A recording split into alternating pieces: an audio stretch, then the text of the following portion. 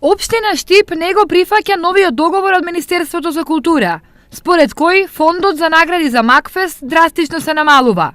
По вчерашната одлука за намалување на наградите, денес писмено реагираа од општината. Оно што е најважно е што Министерството за култура го погази сопствениот преддоговор кој го имаше со општината во кој се согласија да ги обезбедат средствата за наградниот фонд во висина од 10.000 евра за прва, 7.500 за втора и 5.000 евра за трета награда, како и останатите награди. Со анексот кој го нуди на подпис, новото раководство на Министерството се обидува да го поништи преддоговорот со кој веќе има утврдени обврски. Општина Штип не навлегува во темата дали висината на наградите е преголема или премала. Таква одлука донело Министерството и ние ја почитуваме, исто како што се надеваме дека новото раководство ќе го испочитува пред договорот кој го имаме на хартија.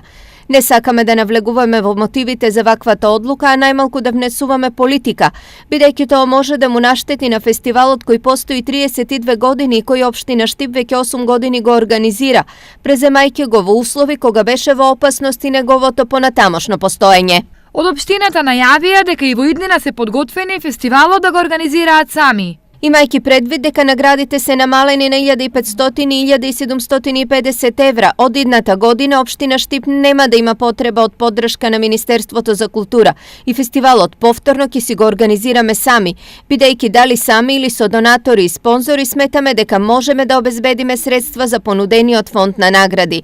Благодариме за досегашната поддршка, а ние идната година ќе се обидеме да најдеме повеќе средства за наградниот фонд со цел мотивирање на авторите и изведувачите за настап на фестивалот Макфест.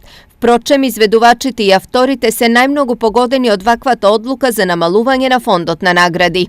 Стои во реакцијата од општината.